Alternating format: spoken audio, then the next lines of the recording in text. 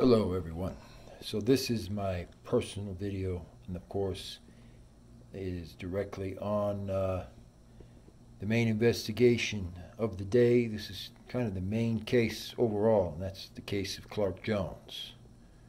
And of course that involves getting justice for the Schultes and finally completing things so justice can be there for the Schultes in Moab and similar places all over.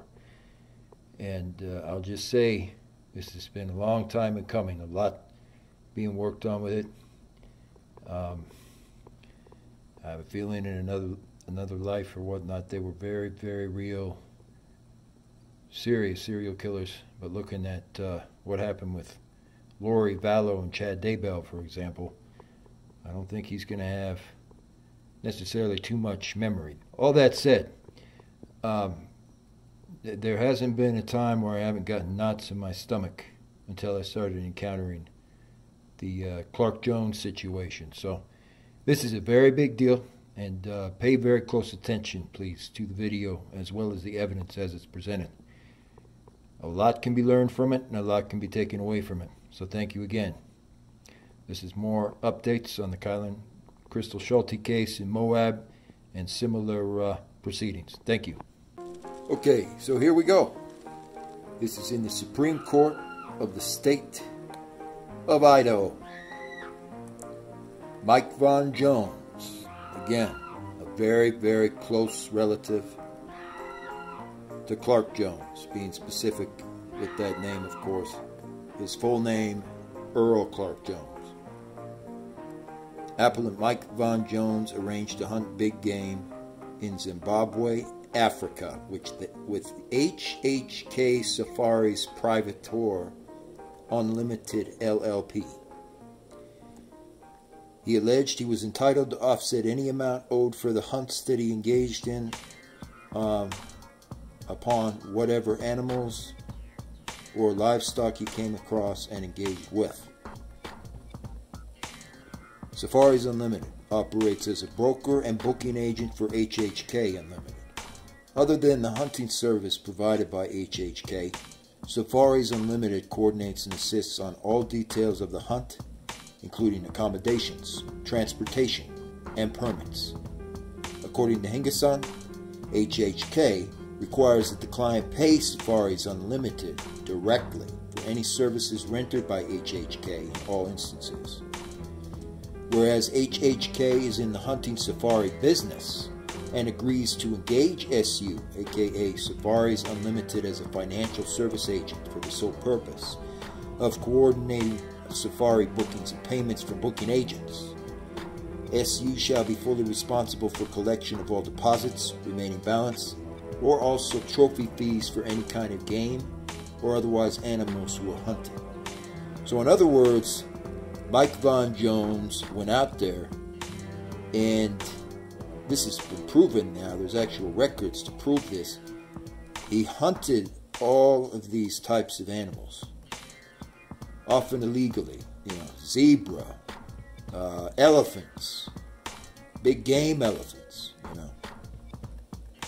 all different types of horses, mountain lions, of course, and so on. And then it says, on appeal from the grant of a motion for summary judgment, the court utilizes the same standard of review used by the district court in ruling on the motion. When considering whether evidence in the record shows there is no genuine issue of material fact, the trial court construes the facts and draws reasonable inferences in favor of the non-moving party. If the evidence reveals no disputed issues of material fact, then only question of law remains. Jones contends that the district court erred by granting summary judgment to Safaris Unlimited. He submits 3 agreements in support of the position. First, Mike Von Jones argues that he had a contract with HHK Unlimited, not Safaris Unlimited. Secondly, Mike Von Jones argues that the district court was erroneous in determining that he is not entitled to any offset or the amount that is owed as claimed in the 2010 and 2012 hunts that were around Idaho State.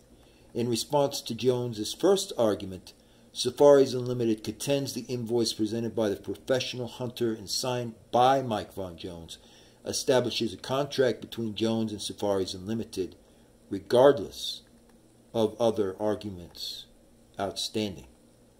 Safaris Unlimited contends that Jones, in other words Mike Von Jones, failed to pay all of his offsets and never paid for the damages caused. Safaris Unlimited made similar assertions in the memorandum in support of motion for summary judgment. Neither the complaint nor summary judgment memorandum alleged that Safaris Unlimited had an agreement with HHK or an assignment of debt to enforce the contracts. The existence of a contract is a genuine issue of material fact. This is a fact that needs to be further deliberated by the jury. Based upon the record at the time of summary judgment, Safaris Unlimited failed to provide the existence of a contract with Mike Von Jones for the year 2012 hunt. Due to the lack of evidence in the record, the district court erred by granting summary judgment to Safaris Unlimited for its breach of contract claim the first time. The district court also erred by granting Safaris Unlimited's motion for summary judgment as to Jones' official claims for the trophy items and trophy hunts from the year 2010 and 2012. We decline to award attorney's fees on appeal. Jones contends that he is entitled to attorney's fees. We contend that he needs to pay full for summary judgment, and we vacate the judgment of the district court and remand for further proceedings. Costs, but not attorney's fees, to Mike Von Jones are deducted on appeal. So he had to pay for all of these animals that he illegally killed. And I'm pointing this out, making sure this gets widely out there on camera so people can really start discussing this. And we can talk about some of the interesting contentions around certain members of the Jones family. Because as we get closer and closer here, I'm going to be facing somebody, namely in this instance, Clark Jones. In a certain sense, I'm going to be facing him. Somebody who's basically in the past been guilty of murder and who was definitely involved in the Moab situation in very big ways. And I have to be fully prepared for that. And so I'm using this to psychologically prep me for kind of what comes out of all this. And so they ended up hitting Mike Von Jones with over $50,000 in outstanding damages and fees for the illegal hunting, essentially, that he did. Because he did it around the borders of South Africa. He did it in Idaho. And he apparently even did it in Yellowstone, or right by Yellowstone, if you can believe it. So there's a lot that can simply be carefully digested here as we move on. So I thank you for being here. Appreciate it. Make sure to spread the word and always like and offer your feedback as well when you get a chance. Thank you. And for those who are going to say later, oh, surely this must be some mistake. Certain members of the Jones family can't be like that in your face. But this will prove them wrong. Man told startled family he was hunting humans on remote Alberta road in Canada, the prosecutor alleges. While driving down a remote central Alberta road, a family came across an armed assailant who claimed he was hunting humans, a prosecutor alleges in court documents. And when Wayne Wynne Jones, that, for people's reference, is the direct cousin of Earl Clark Jones, okay, told the driver of the vehicle that happened upon him in a heavily wooded area south of Red Deer River that he was serious, the family hightailed it out of there and never returned. Alix Nanji told Judge Marlene Graham.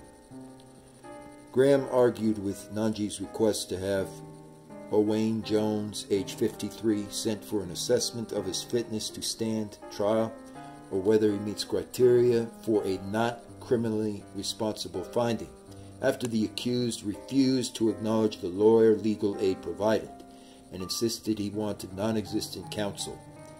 Defense counsel Norm Kelly told court he spoke via video link with Jones for 45 minutes before court commenced for what was supposed to be the first hearing. "This is not the guy I finished speaking to," Jones told Graham of Kelly as he appeared in the court remotely. Jones now faces 9 charges: 4 for assault with a deadly weapon, 4 for intimidation, and 1 of possession of a dangerous weapon in connection with the incident last September 18th near Sundre. Nanji stated that the family of 4 was driving in a heavily forested area when they came upon Jones at 8 p.m. The accused assailant stated that he was hunting humans, Nanji stated. "That is a lie," Jones interrupted. "Essentially, a family came across Mr. Jones in the heavily forested area," Nanji continues. "He had a machete in one hand, and the accused stated he was actually hunting humans. The victim asked the accused if he was serious, and the accused said he was very serious. The driver then rolled up the window and proceeded to back away out of the area very fast. Eventually, the driver was able to turn the car around and drive away. Because the incident happened in a remote location of Calgary, it took them an hour to get cell phone service or even contact anybody. Owain Jones was arrested October 12th and has been in custody. When Graham said she was inclined to send him for psychiatric testing, he initially said he had nothing else to add. But a few minutes later, he interrupted the provincial court judge to say he was opposed to any assessment. So there you have it. This is very, very real. And a lot of people have been disappearing because of these folks. I'm not saying that every member of the family is necessarily problematic, but there are a number of Jones family members who are extremely dangerous and could have been very, very lethal if this wasn't handled in the correct and appropriate way. Thank you. For Lauren Cho's sake especially, because Lauren Cho is a victim. Get this out here far and wide and get it to the mass public as well. Appreciate it. JTC. You won't hear the whole entire thing, but this is with Covey Jones and Rusty Robinson. Covey Jones is basically a younger nephew of some type to Clark Jones. And here, right here at this part of the clip, I'm going to play it. This is what really makes me wonder. This is what makes people wonder whether or not these folks, especially Clark Jones in particular, are the ones who are in fact behind the missing person 411 mystery. You listen to it, you're going to see there's something that's just always felt very, very off. I want this to get out to the public, no matter what, as well. Thank you. And it's just awesome. It was fun to watch because we dropped down. We knew if we got clear to the bottom that the wind would start going. It was going away from us. Yeah, so we stayed just on this side of the canyon, or across the canyon from, but and it was in the shady side. Yeah. And we had the wind still kind of funneling down canyon. We knew if we got in the sun on the same side he was on, it would be going up. Yeah. So he's coming down this side. He's just working his way. But it was also that time of evening where the wind starts breathing. You get it going one way and then the other, and so we're like, okay, we got to make this happen quick, or else we're gonna get the wind shift. It chugs and switches, and so we're sitting down in there. All of a sudden, I've got him at like 30 yards. 27. Yeah, it was 20. 27. It was 27 yards. Yep. I range him. I dial in. And I'm good to go. I'm full draw. I am standing there full draw. I literally have the side of his head right there in my shooting lane. Yeah. 27 yards, and it's one more step. One more step, that's all I need. And the wind chugged. Oh, And he's gone. man. So as you can see, it just, to a casual observer, would seem like, oh, you know, they just went on an elk hunting trip and so on. But if you listen to it again very, very closely and play the clip slowly instead, you can tell that it could easily be interchangeable with any sort of human as well. That's right. Yeah, that is unfortunately true. And, so I don't want anyone to be frightened by this or anything, but we do in fact have some Resident Evil type of situations out here sometimes. And this was unusual, the way it was described. You know, I'd be just right in front of him. He'd come right into range, and I had his head sighted, and I could just blow his head away, and so on. It just a casual comment, like he was casually speaking about how he would, you know, take out all of the elk and the eastern moose, as well as the eastern Yellowstone elk especially, okay? But when you realize, as you break it down, that you could pretty much interchange what he said with almost any human as well, you realize for a moment just how serious some of these issues truly are, and what some of the members of the Jones family have indeed done in their lives. So I thank you again for exploring this very short video with me. There will of course be more, because we must solve the mystery after all. And if they are indeed a part of why the missing people disappeared in relationship to the 411 mystery and the other mystery, well, we have to bring it to its final conclusion. So, thank you again. Hope you enjoyed it. Right here. Get the word out. Here it is, folks. I've included a little bit of spooky music on this because it is a very, very serious issue for sure. As some members of this family have been confirmed to have been extremely dangerous, involved in very interesting activities. Utah vacation. We have returned from our vacation in southern Utah. We had a great time. I have saved the photos on photobucket.com. This is the family of Mike Von Jones, who was caught illegally hunting in South Africa and then later in the Idaho park. We started off with a great visit with Kobe.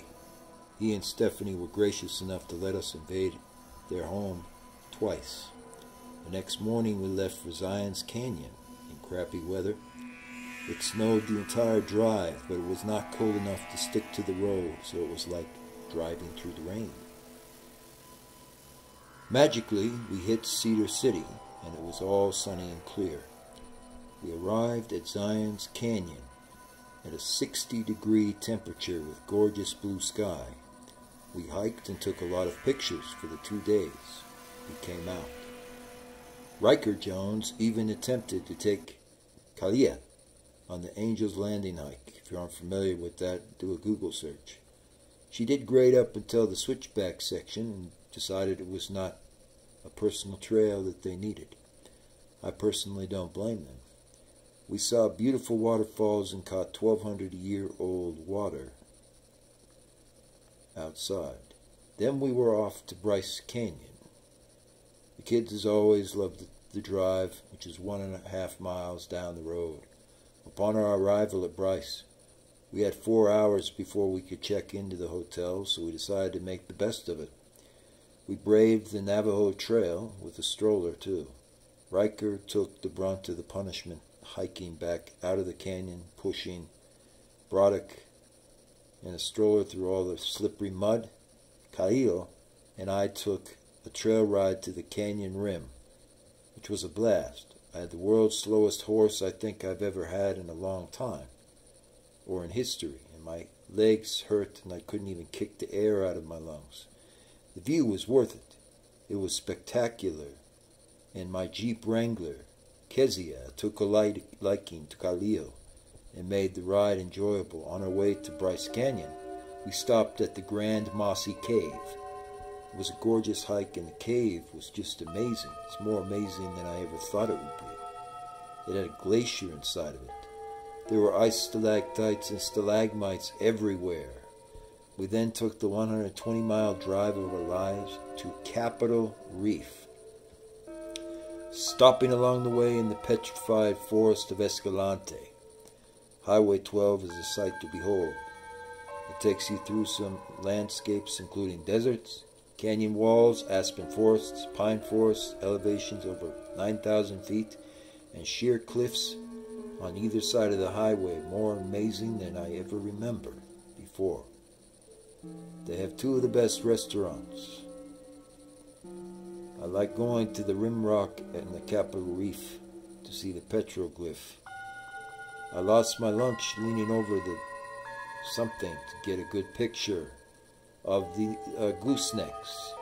And once again we took Brody's stroller even places I haven't been before, such as the Moab style, as Riker always calls it, directly over over the rocks, and also the stairs. Finally, we headed home, but it wasn't over.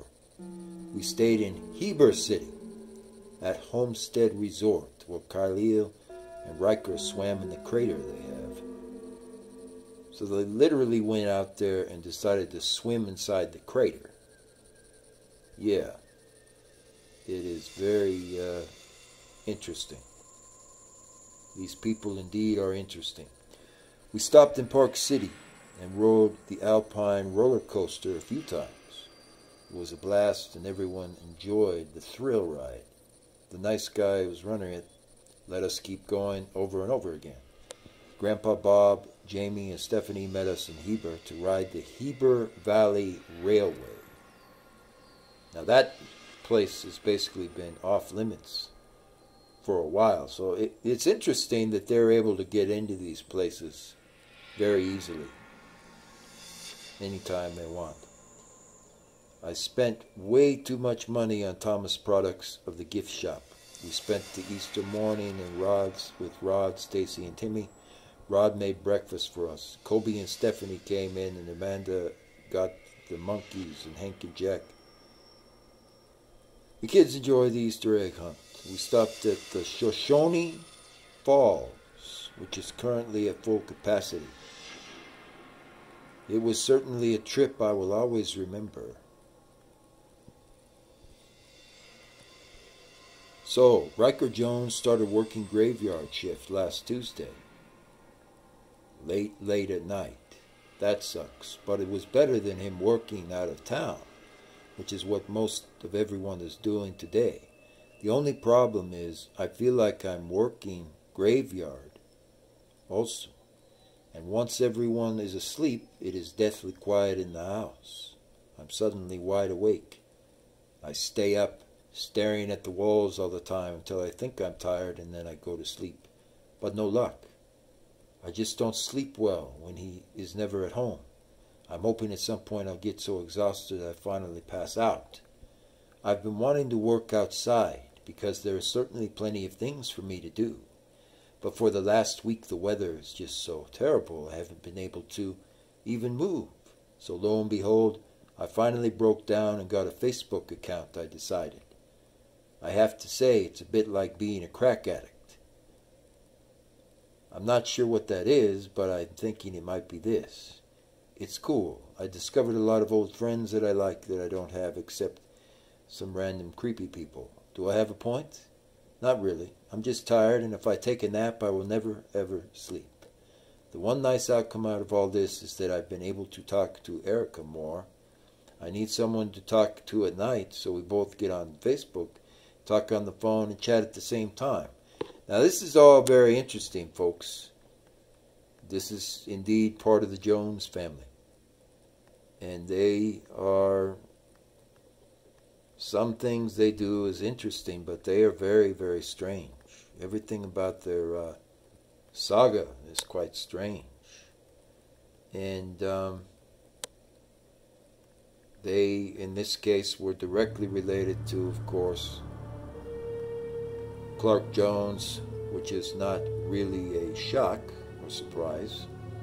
But they detailed everything they did as far as swimming in craters, going over waterfalls, digging in the mines for abandoned rings. So, you know, that's why I included the spooky music. These people are definitely quite unusual, to say the least. And it goes definitely to lead more credibility to the theory that these folks were originally involved in the missing person 411 issues that have gone on in all of these parts. Now, when you read some of this information that they have written out in their little stories, you may begin to recognize the very, very real similarity it has, depending on how much you researched certain things online. But the real similarity that the way they speak has with the Branch Davidians. And if you're able to pick up on that, congratulations, because you are now officially graduated to a new level. That's a big breakthrough. If you can pick up on how the speaking of some members of this family is very, very similar to the Branch Davidians.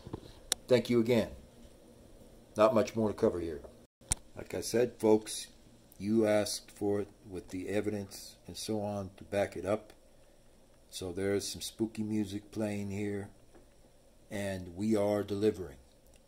Ashley Deadeye Jones is an American deer and elk hunter, professional to be specific. Her hunting skills are impeccable. Ashley Jones is one of the cast members now for Swamp People, the TV series. If you are a fan of alligators, you will for sure love watching the reality show Swamp People. Now, Ashley Jones is also basically a indirect sister of Clark Jones.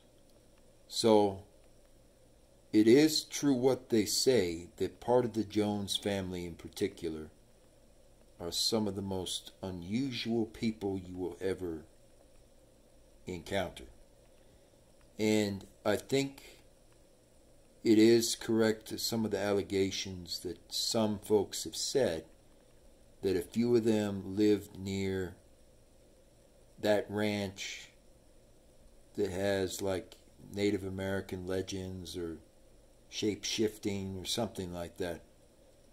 I don't know. I mean, they've claimed that that is the case. But that would actually perfectly match with the term swamp people, regardless of where you stand on it, because they are plainly just odd, and their beliefs follow along the lines of the Branch Davidians. So in a way, part of it is very understandable as well. Ashley Jones is the mother of 3 children. The hunter became more known when she officially joined the reality series show Swamp People.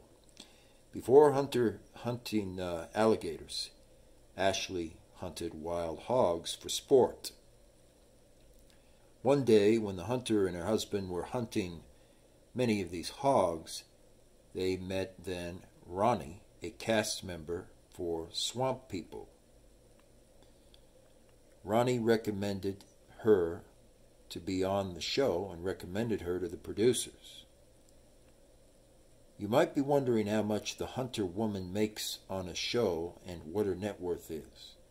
Last claims, and also claims by IMDb, put Deadeye Ashley's worth at over $50,000, allegedly. This must have been a huge step up compared to how much she used to earn in her prior. Her prior job was even.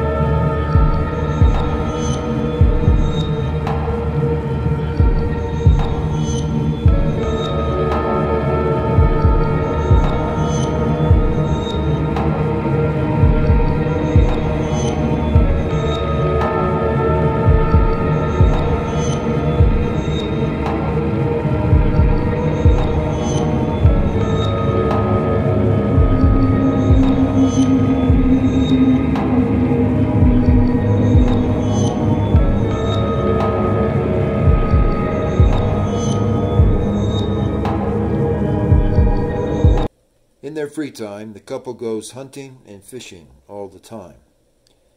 Months ago, she posted a picture together with her husband. They were out on date night, and they officially were greeted as the cast, from Swamp People. Now, this is interesting for sure, folks, and I really don't know how much of this our courts are going to explore, because this stuff is very, very bizarre, but as you can see, it's real.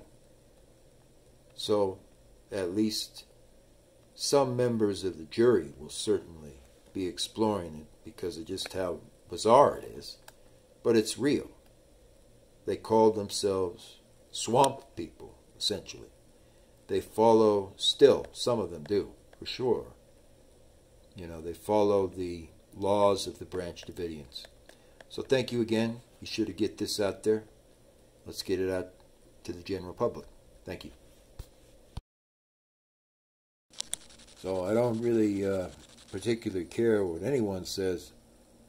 This is very, very clear cut that Jones is highly dangerous, even today. And I definitely do not believe that Jones, meaning Clark Jones in that case, is only behind the Schulte murders and a few others. I believe I will be able to prove finally, after some very extensive work, that he's behind the missing 411 missing persons. Probably quite a few of them, unfortunately. Because this is further evidence leading towards that conclusion, no question. North Carolina man is cited for hunting violations after another accident. A North Carolina man has been charged with multiple hunting offenses after an accident last week, in which a new woman was shot in the chest with an arrow. The Winston-Salem Journal reports that the Wildlife Resource Commission stated Noah Fester Heron and Kylen Marie Jones were coming down from a tree stand on a tract of land near Louisville. During the transfer, the arrow was released in Heron's possession and struck Jones in the chest. She remains hospitalized. before they went back out on their hunting